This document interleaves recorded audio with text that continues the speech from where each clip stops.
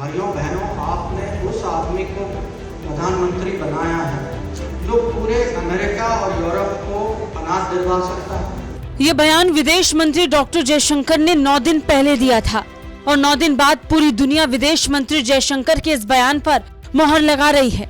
कृषि विकास के लिए संयुक्त राष्ट्र कोष ने बाजरे पर ध्यान देने और यूक्रेन में युद्ध के दौरान पिछले साल खाने की भारी कमी का सामना करने वाले 18 देशों को 1.8 मिलियन टन गेहूं निर्यात करने के लिए भारत की जमकर तारीफ की।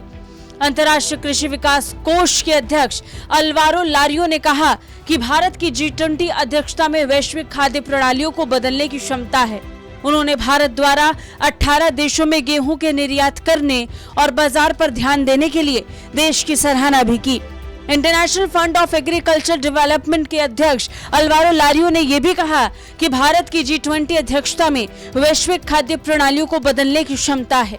भारत दक्षिण के अन्य देशों में कृषि और ग्रामीण विकास का समर्थन कर सकती है। लारियो ने कहा, यूक्रेन में युद्ध के मद्देनजर पिछले साल खाद्य की भारी कमी का सामना कर रहे 18 देशों को भारत ने 1.8 मिलियन टन गेहूं का निर्यात किया, जिसकी सराहना करते हैं। लारियो G20 कृषि मंत्रियों की बैठक में भाग लेने के लिए भारत आए थे। बता दें, IFAD संयुक्त राष्ट्र की एक विशेष एजेंसी है जो विभिन्न गरीब और कमजोर देशों में गरीबी, भूख और खाद्य असुरक्षा से लड़ने में मदद करने के लिए परियोजनाओं के वित्त पोषण पर ध्यान केंद्रित कर रही है। IFAD अध्यक्ष ने कहा कि भारत वैश्विक खाद्य प्रणालियों को बदलने के लिए अपनी G20 अध्यक्षता के तहत वैश्विक भूमिका निभा सकता है। भारत ने जिस स्तर पर दुनिया भर की मदद की, उसकी तारीफ हर तरफ हो रही है।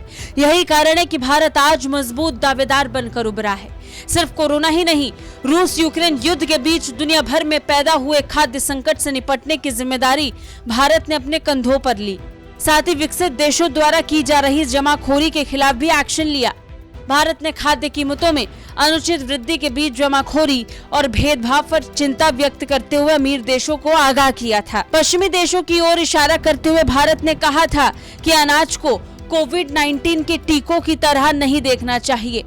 साथ ही भारत ने जोर देकर कहा था कि गेहूं के निर्यात को प्रतिबंधित करने के उसके फैसले से यह सुनिश्चित होगा कि वो वास्तव में सबसे ज्यादा जरूरतमंद लोगों को मदद दे सके। भारत ने पश्चिमी देशों को आगाह किया कि खाद्यान्न के मुद्दे को कोविड-19 टीकों की तरह नहीं देखना चाहिए। भारत ने बेहद सख्त होकर खाद्य संकट से निपटने का आह्वान किया था। ब्यूरो रिपोर्ट, भारत तक।